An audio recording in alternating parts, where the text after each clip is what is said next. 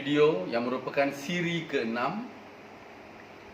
mendedahkan kepada para pelajar penggunaan peribahasa, penggunaan simpulan bahasa, mutiara kata dalam karangan. Setelah saya terangkan pada bahagian pertama ini,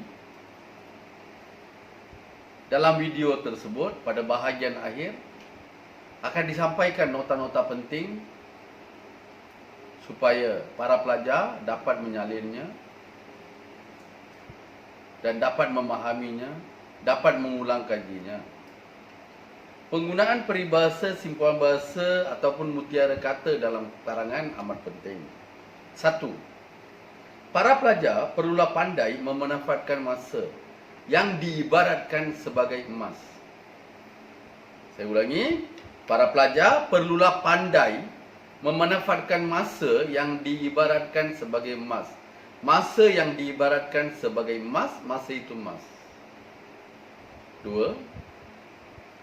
Kita harus rajin menghargai masa. Kita harus rajin memanfaatkan masa. Kita harus rajin menggunakan masa. Kerana masa itu emas. Masa itu emas. Jadi calon pelajar tidak begitu perlu bimbang. Kerana pada bahagian akhir video ini, apa yang disampaikan itu akan dijadikan sebagai satu nota. Jadi, apa yang saya sampaikan sekarang ialah dalam bentuk sesi pembelajaran sebelum kita melihat pada nota. Ibu bapa, nombor 3, perlu menggalakkan anak-anak mereka supaya membudayakan amalan membaca sejak kecil. Berkata, melentur buluh biarlah dari rebung. Melentur buluh biar dari rebung. Melakukan sesuatu, melatih, membimbing, mendidik anak-anak muda ni haruslah, perlulah, patutlah bermula sejak kecil. Sejak mereka masih muda. 4. Ibu bapa harus menjadi suri teladan kepada anak-anak mereka supaya dapat membudayakan amalan membaca. Bagai kata pepatah, bagaimana acuan, begitulah kuihnya. Ibu bapa harus membudayakan, harus melatih, harus membimbing anak-anak untuk membaca sejak kecil.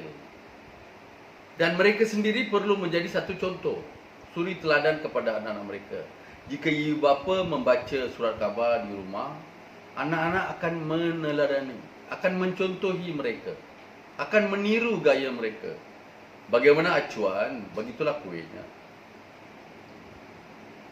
Ibu bapa perlu menggalakkan anak-anak agar membudayakan amalan membaca. Ini yang kelima. Ibu bapa perlu menggalakkan anak-anak supaya membaca sejak kecil. Supaya anak-anak ini akan bersifat ulat buku. Anak-anak tu menjadi ulat buku. Simpulan bahasa, ulat buku. 6. Ibu bapa perlu menggalakkan anak-anak supaya mengunjungi perpustakaan.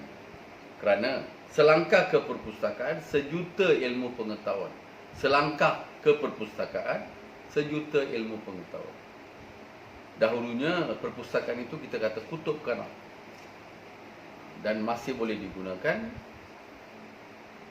Ibu bapa perlu menggalakkan anak-anak mereka membaca sejak kecil supaya mereka menjadi ulat buku dan menggalakkan mereka pergi ke perpustakaan kerana selangkah ke perpustakaan, sejuta ilmu pengetahuan.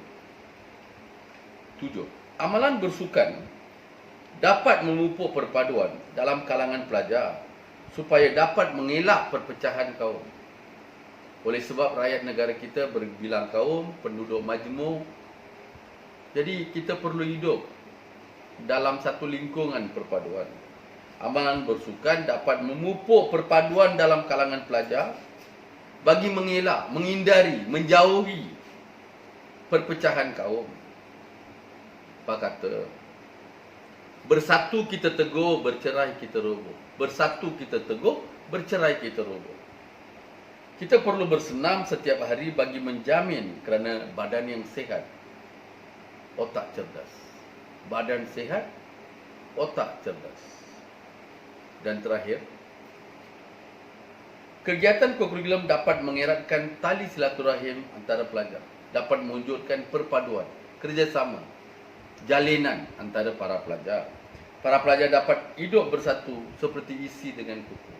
Para pelajar dapat hidup bersatu seperti isi dengan kuku. Saya ulangi, antara simpulan bahasa, mutiara kata, peribahasa yang digunakan pada hari ini ialah masa itu emas, melentur buluh biar dari rebungnya, bagaimana acuan begitulah kuenya, ulat buku, selangkah ke perpustakaan sejuta pengetahuan, bersatu kita teguh, bercerai kita roboh. Badan sehat, otak cerdas, isi dengan kuku. Jadi pada bahagian akhir video ini akan disampaikan nota bagi para pelajar supaya para pelajar dapat mengulang kaji dan dapat membaiki kelemahan yang sedia ada. Selamat mencuba, maju jaya.